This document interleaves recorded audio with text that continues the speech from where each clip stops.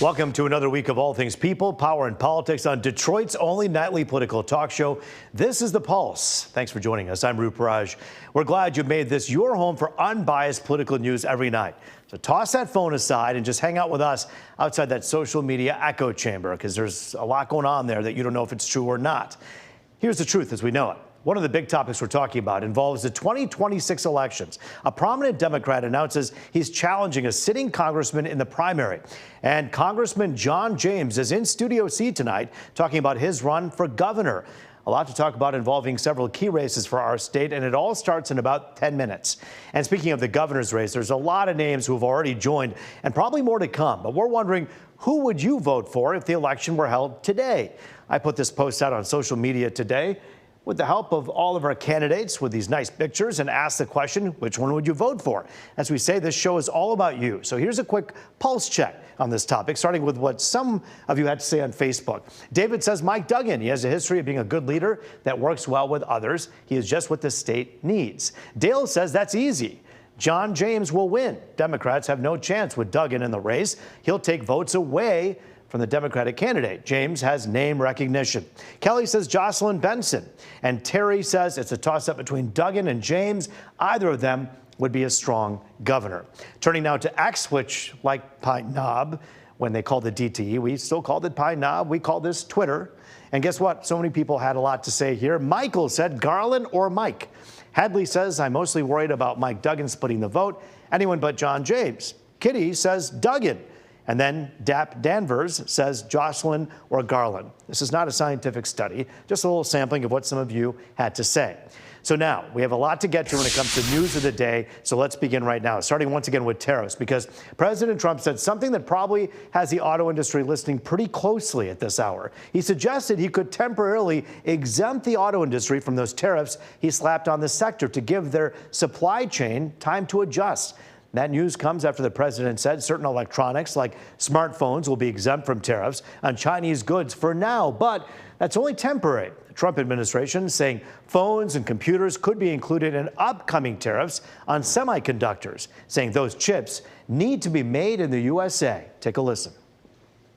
Look, I'm a very flexible person. I don't change my mind, but I'm flexible. And you have to be. You just can't have a wall and you'll only go. No, sometimes you have to go around it, under it, or above it.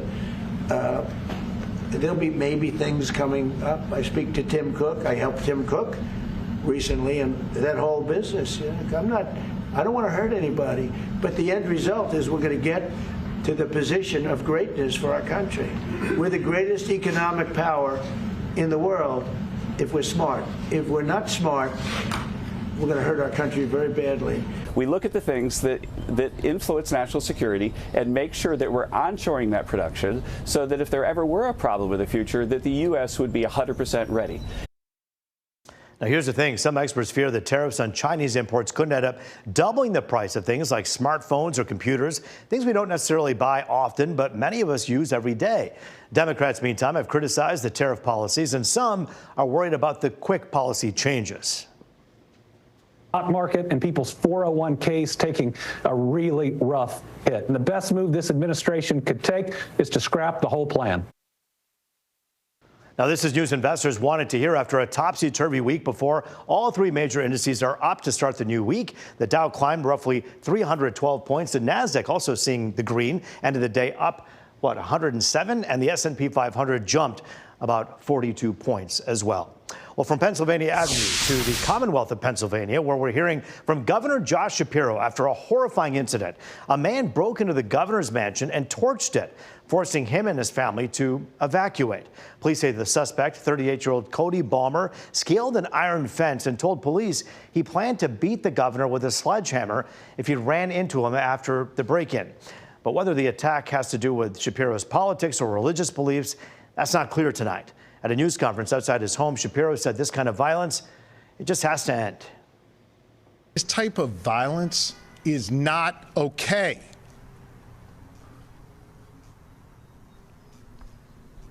This kind of violence is becoming far too common in our society. And I don't give a damn if it's coming from one particular side or the other. directed at one particular party or another, or one particular person or another. It is not okay. And it has to stop. We have to be better than this. I don't share my opinion on this show very often, but I'm going to. We've said it before on this show, whether it was the multiple assassination attempts against President Trump, that was a shame. It was disgusting. Setting fires to multiple Tesla dealerships or charging stations or the cars themselves, that's awful. And we're seeing that with this attack on Governor Shapiro and his family. Whether you're a Democrat, Republican, or an independent, violence has no place in our society. It's up to all of us to bring decency back to our political discourse. Don't leave that to the leaders. It's up to you on social media and when you're out and about. We got to treat people better. Now to the fallout involving a man wrongfully deported to El Salvador last month. Remember this? We learned over the weekend that 29-year-old Kilmar Abrego Garcia is alive and is being held in an El Salvador prison. Garcia had a work permit and a judge gave him protection from deportation back in 2019. The Trump administration admitted his deportation was an administrative error, but they've argued against bringing him back, claiming he has ties to gangs. And today, the president hosted El Salvador's president into the Oval Office, where neither he or the Trump administration seemed to come up with a solution to bring him back. Take a listen. That's up to El Salvador if they want to return him. That's not up to us. The Supreme Court ruled, President, that if, as El Salvador wants to return him, this is international matters, foreign affairs, if they wanted to return him, we would facilitate it, meaning provide a plane. How can I return him to the United States? Like, I smuggle him into the United States, or what do I do? Of course, I'm not going to do it. It's like, the question is preposterous. How can I smuggle a terrorist into the United States? I don't have the power to return him to the United States. So you can release him inside El Salvador? Yeah, but I'm not releasing, we're not very fond of releasing terrorists into our country. Now, again, we should point out the Supreme Court ruled last Thursday the Trump administration must bring him back. And a lower court judge said the administration needs to share what steps they've taken to get Abrego Garcia back in the U.S. And they also stipulated they have to know when. A lot going on, as always, in the world of politics, so let's run through some of the other big stories we're following tonight. A federal judge relaxes a ban she slapped on the Department of Government Efficiency, blocking it from accessing sensitive Treasury data for millions of people. The judge now says a DOJ worker can access it if he completes training that Treasury departments go through and turns in a financial report. Once that happens, he'd then be able to access payment records, systems, and other confidential information. DOJ claims they need access to modernize our entire payment systems. Speaking of the courts tonight, the Associated Press was barred from an Oval Office news conference today, despite a judge ordering their reinstatement to the White House event. You'll remember this stems from that AP not allowing the president's executive order, or I should say not following the executive order, that says we should rename the Gulf of Mexico as the Gulf of America. The judge says the AP couldn't be punished for the content of its speech. The Trump administration is appealing that ruling. And celebrations of America's 250th birthday are at risk.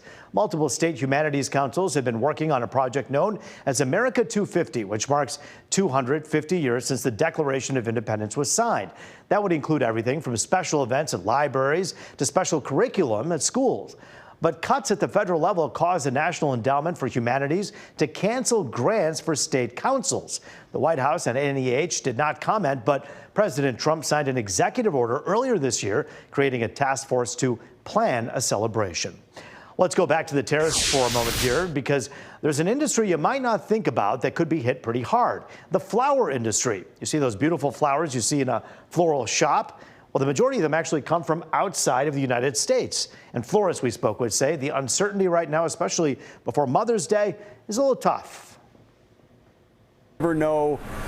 You know, we were threatened with Canada and Mexico there for a while, and it was going to be 10%, it was going to be 25%. And, you know, we're trying to work with our growers to find a balance where, you know, maybe they would eat part of it and we would eat part of it. But you still have to have that product, so you've got to make it work one way or the other. And then, you know, you go through all the effort of figuring out new pricing, and then the tariff goes away, and then you got to go right back to square one again. May hit us in the pocketbook for Mother's Day, but imagine getting married soon. Florists say with wedding season coming up, they'll have to keep talking with customers, try to ride this out, but those costs will likely have to be passed on to the bride and the groom, or whoever's paying for the weddings. All right, we are turning to 2026 because another person has thrown his hat into the ring for Michigan's top job. Congressman John James, with why he's running for governor, his goals for our state, and message for voters. He made the big announcement last week. He's making his first TV appearance right here on The Pulse.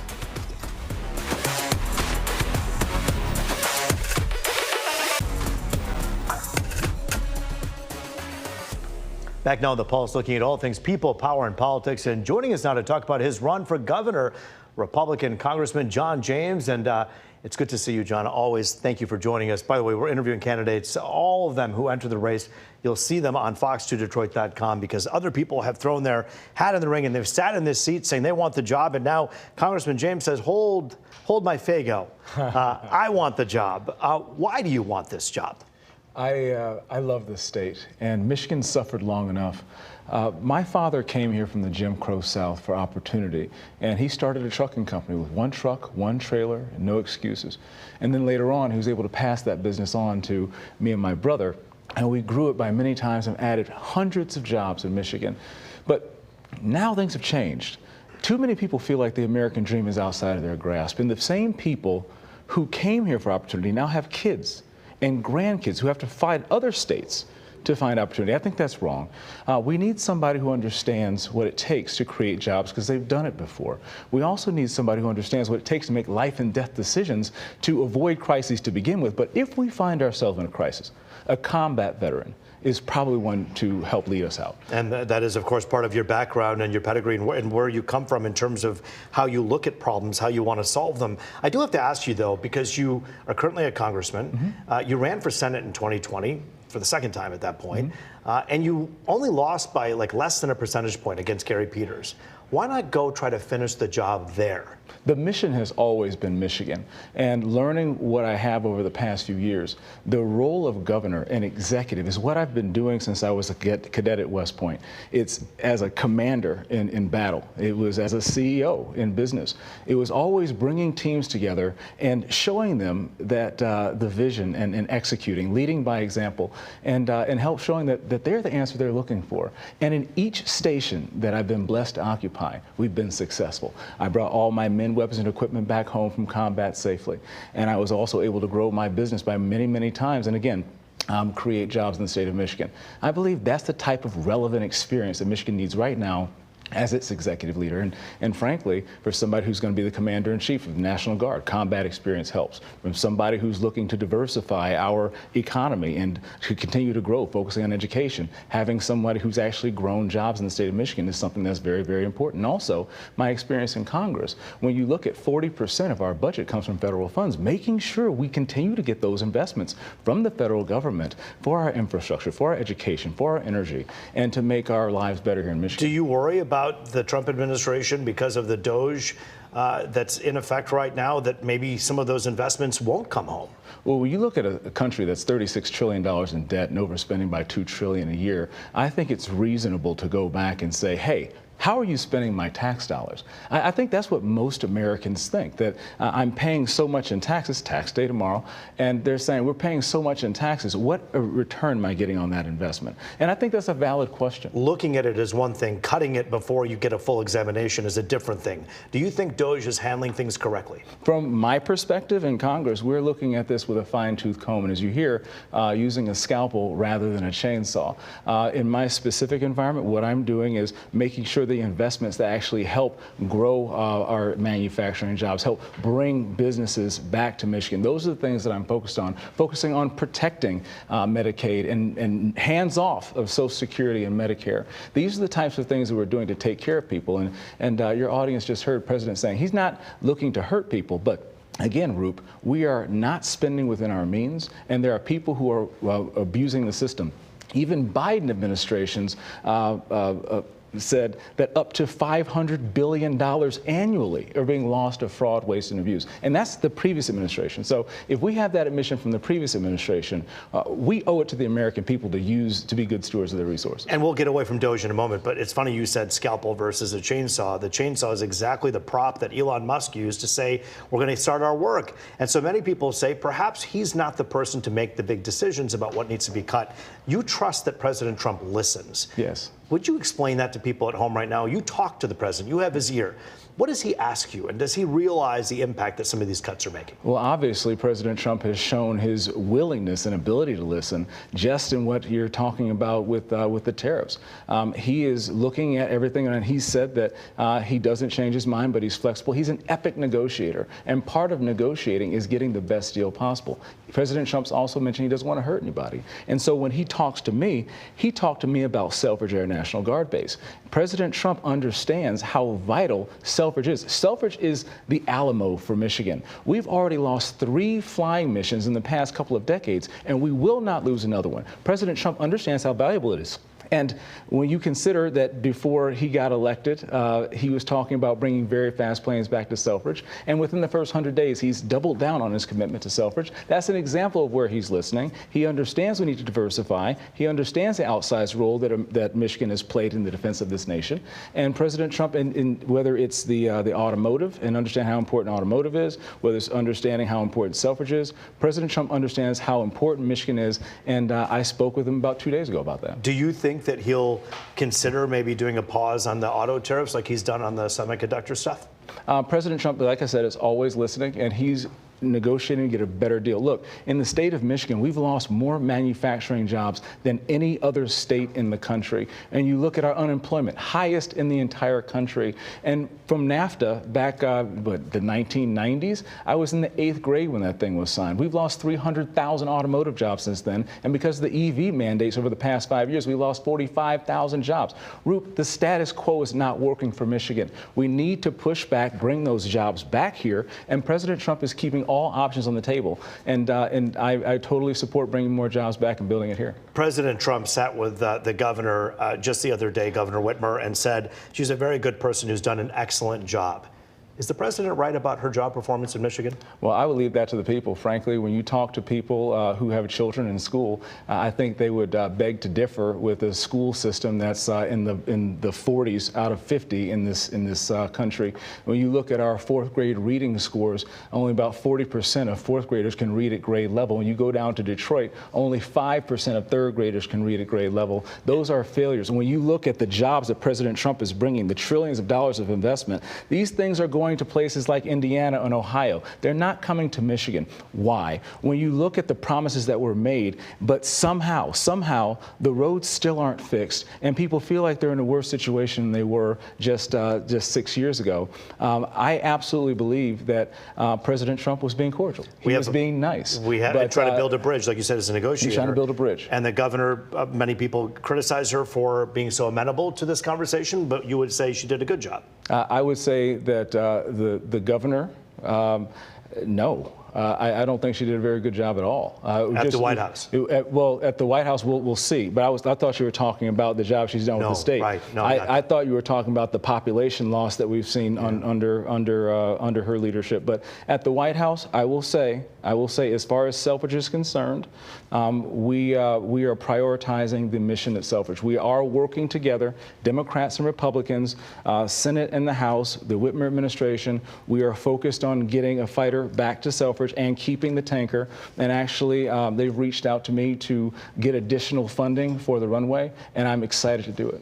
Well, I'll tell you what, and you got my question right on, because I was asking about her performance outside of the White House, and you have a lot to say about that and things that you'd like to see changed as governor yourself. And so we thank you for joining us here today. It's a job you want, and it's one in earnest that the people on the other side of the camera will decide on. So thank you for your time. Absolutely. Congressman John James, good to see you. Thank you, appreciate it. Always a pleasure. We're keeping the focus on 2026 after the break. Who's announced another run for Senate? Which congressman faces a primary challenge and a possible political comeback? A lot to get to. The Pulse is back after this.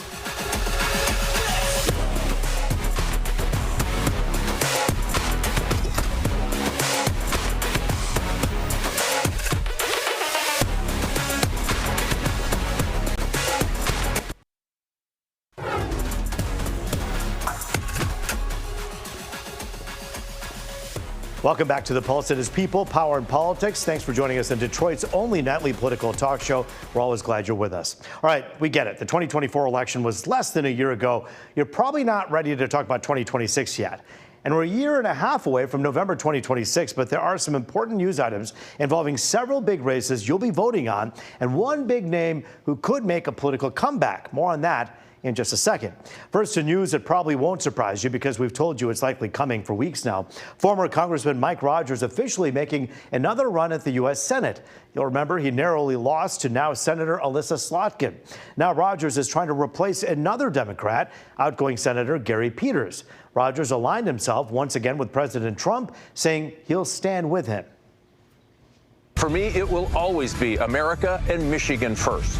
Rewarding hard work and investing in the skilled trades, cutting wasteful spending, lowering the cost of gas, groceries, and prescription drugs.